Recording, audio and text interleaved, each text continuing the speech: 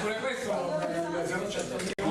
io ho bisogno solo per dovere di cronaca di sapere un attimino, che poi magari ci includiamo tutti quanti nel movimento così e così, però avevo bisogno di sapere qualche sigla, dico, quindi a prescindere dal sigla, ho bisogno di dire che in questo fanno parte questi diversi gruppi, non lo so, non avete niente. La Sicilia in generale è nata e ancora per oggi è così come aggregazione, quindi è un comitato, non è un movimento spontaneo di cittadini, quindi spontaneo significa che è spontaneo, che nasce dalla base. Tutti voi avete ricevuto la convocazione, comunque ufficialmente diciamo che questa riunione, che è regionale, è stata convocata per due motivi principali. Il primo è che bisogna eleggere il nuovo portavoce, o se vogliamo chiamarlo in un'altra maniera, come assemblea sovrana possiamo dire di cambiare il nome e non chiamarlo portavoce, ma nella maniera in cui si vorrà decidere. Perché si deve cambiare portavoce? Perché noi ci siamo detti sin dall'inizio che il ruolo di portavoce è un ruolo che deve girare, non deve essere sempre una persona a vita, e quindi tendenzialmente ci eravamo detti un anno e poi si cambia. Per vari motivi il mio mandato di portavoce, ahimè, è durato un po' più di un anno, perché negli ultimi tempi, presi da varie cose, non ci siamo più riuniti. Quando ci siamo riuniti eravamo pochini, a livello regionale sto parlando, per cui non c'è stata purtroppo questa occasione per darmi un cambio, e grazie forse alle vicende ultime dell'attuazione falsa dell'articolo 37 ci siamo un po' risvegliati, è nata l'esigenza di convocare questa riunione per fare qualcosa, e ovviamente prendiamo spunto da questa occasione per rinnovare la carica di portavoce. Questo è il primo punto all'ordine del giorno. Il secondo punto all'ordine del giorno è proprio quello di cercare di stabilire per di noi cosa si può fare in questo preciso momento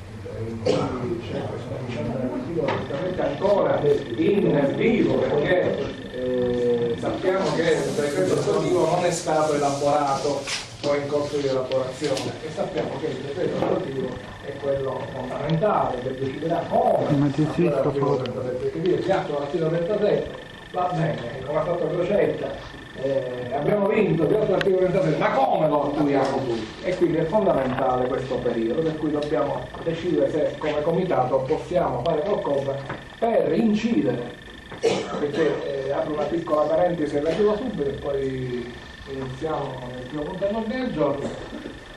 Io credo che questo comitato ha inciso un poco tanto, non si sa quanto, nelle vicende della politica siciliana per quanto riguarda il discorso dello statuto, perché noi abbiamo dato, non dico che siamo stati solo noi, ci sono stati anche i fattori, ma certamente prima che nascesse questo comitato di statuto se ne parlava poco, magari ne parlava qualche parte politica. Oggi tutti parlano di statuto, il che non vuol dire chiaramente che tutti si stanno impegnando per attuarlo, ma almeno a livello di immagine non credo che ci siano molte forze politiche che ignorano lo statuto siciliano o che lo vedano come una cosa negativa, come invece forse nel passato più di una forza politica lo vedeva. Per cui io penso che noi siamo un piccolo tassello, ma forse manco tanto unico, per chi ce ne appicca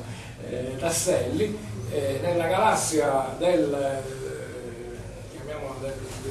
mondo dei cittadini siciliani che si interessa alle vicende della propria terra, e ha dato il suo contributo.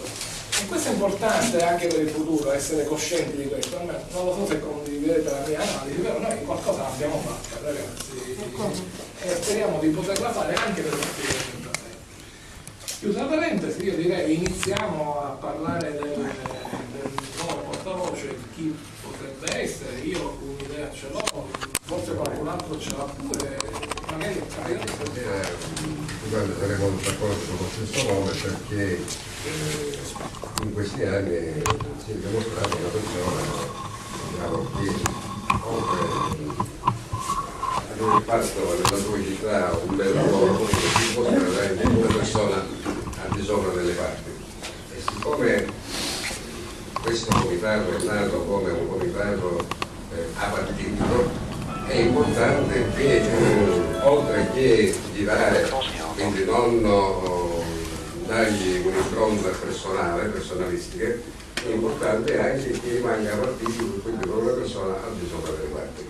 E come a cui tutti abbiamo pensato è quello di Gianluca Castigliano.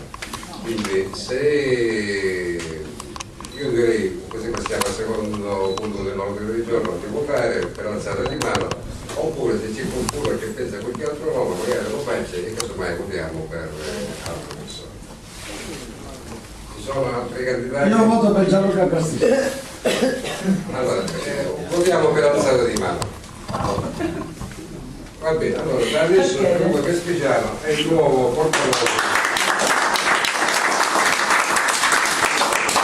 Vi ringrazio per l'attimo, insomma, per le tue parole, per il pensiero che avete avuto tutti, insomma, nel pensare a me una persona che possa essere, insomma, è un onore per me intanto. Ma comunque non è che tu Massimo Provolano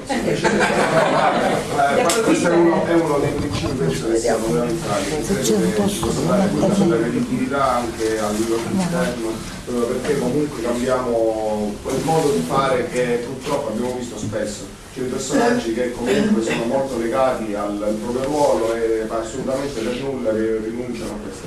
Questo comitato nasce come essere un'alternativa a quel tipo di sistema.